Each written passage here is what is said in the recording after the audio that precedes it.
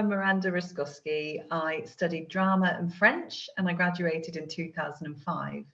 And I'm currently Head of Communications and Engagement at the UK Infrastructure Bank. I started thinking about this sort of at the end of 2017. I used to have this badge which said Votes for Women, which I would wear with pride, not really knowing very much about the suffragette movement. And it would be met with this really kind of difference of opinions. Like at one point, somebody, I think they were, I was in a pub and they were like, "Why are you wearing that? Women have got the vote." And other people would look at it and be like, "Yeah, great, good on you." And it just really made me think, you know, why did I wear that badge? Well, I thought about it because although women have the right to vote and the right to have careers and do pretty much anything now, which is very, you know, we're in a really fortunate place, having a vote is not the same as having a voice and being on a level playing field with men. And so the anniversary of 100 years or since the first women were able to vote in the UK was coming up. And I started thinking, well, what does that really mean? What do I actually think we need now? And rather than look backwards, I wanted to look forwards. And I wanted to focus on achievement because I think something as women, it's quite hard to reflect on your achievements, and it's also quite hard to talk about them. I think as British people, we generally don't like to blow our own trumpet, but I think this is particularly difficult for women who are kind of not conditioned to do that so much. So on the anniversary of the centenary of women's votes, I launched this podcast called 100 Voices for 100 Years. And in the weeks leading up to that, I kind of approached everybody I'd ever met to see if they either had a story to share or they could recommend somebody. And my rules were that they had to be a writer and they had to be a woman, however they define that. We were open to anybody who was female identifying, and the story had to be 3 to 5 minutes long. And I went out quite widely. I got a few back. I had about 30, I think, when I started, and I'd committed to playing a different one every day for 100 days. So it was a definite scramble on a daily basis, just trying to reach out to people. It built momentum as it went. So we launched on the 6th of February. And then as the project grew, I had a piece in, it was called The Pool, which was an online magazine. And that got me a few other people, and then various other publications online picked it up. And I was trying to grow my network. I did it a lot through social media and people referring other people to the project, and it ran over 100 days. It was really successful. We had listeners across the globe, which was very exciting, and I really built a strong network of very engaged, amazing writers. Every day the story was really different, and they were all hugely inspiring. Some were happy, some were funny, some were a bit more reflective, some were really tragic. And that just showed the differences in people's lives, but they were all real stories by real women. And I thought that these stories were so powerful that I really didn't want to leave it there. So that's when I thought about whether it might be suitable for a book. And because it was a very crowdsourced project to begin with, I thought a crowdfunded book would match up really nicely. And the writers who were in the book really helped push the crowdfunding as well. So it's the book has a supporters page of everybody who funded the book, and I look through that list and I just see so many amazing names, like so many great people that I know. Some other people like Helen Panker supported the project. The novelist Paula Hawkins gave us a huge donation to make it happen, and then we had really loads of help from people like Kit Duval, who's a Birmingham writer. She gave us a quote for the cover, and Elizabeth Day, and so that it was really well received and well supported.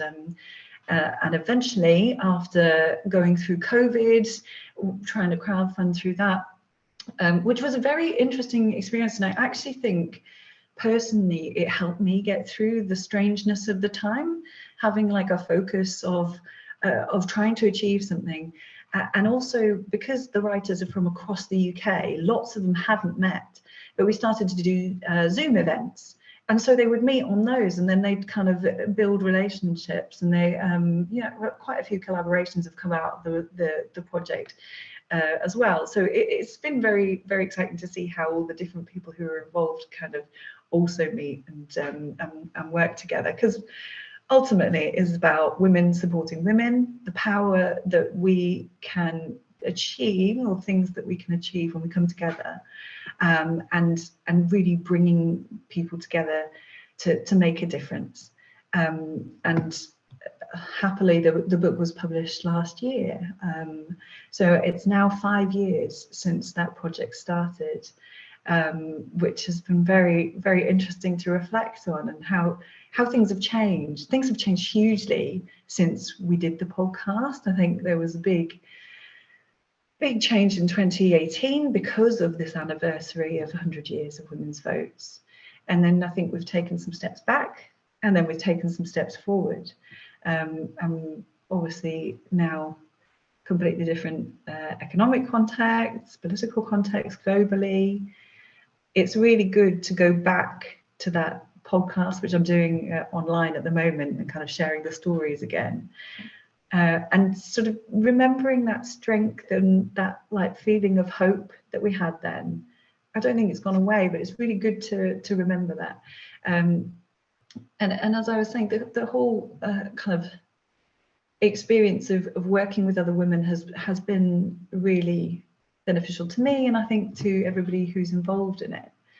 And I think sometimes we forget that, because we don't see as many women's stories. We don't see as many, certainly in the media, like, and film and TV. There aren't that many stories about female friendship, like genuine female friendship, like or sisterhood, or I'm not talking about like the film Suffragette. I'm just talking about normal stories that are about women interacting.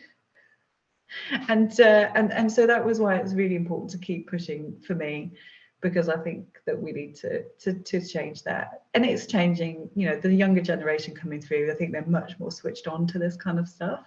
And I'm sure that any prospective students are really well kind of versed on more gender equality and the broadness that goes with that now.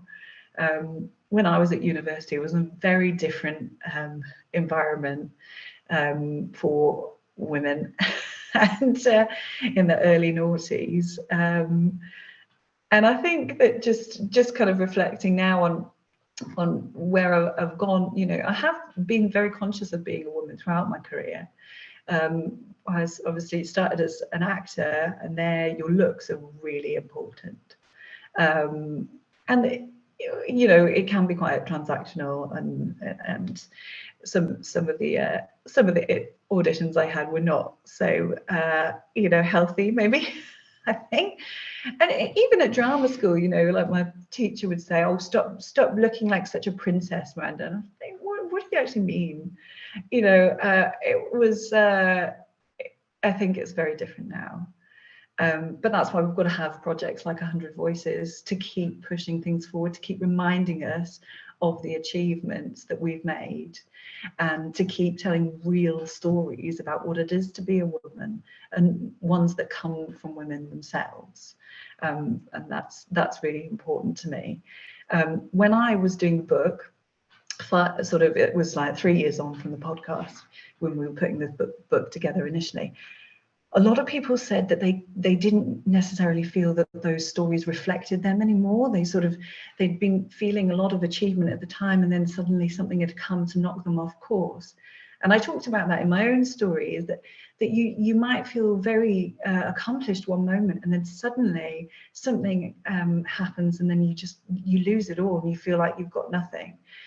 But it's so important to go back to those achievements, to remember them, and then go from there. You're not starting from scratch, ever, really. Whether it's good experience or bad, it's all informing where you're going.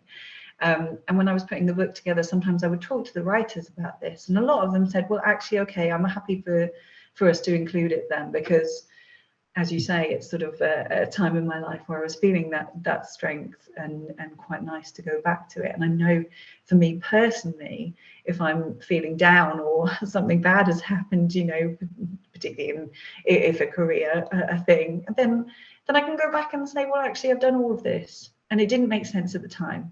It wasn't a line from A to B. But actually, it's given me all of these skills and experiences and connections, so most importantly for me, that helped me to be able to do what I've wanted to achieve much later on. I didn't know at the time.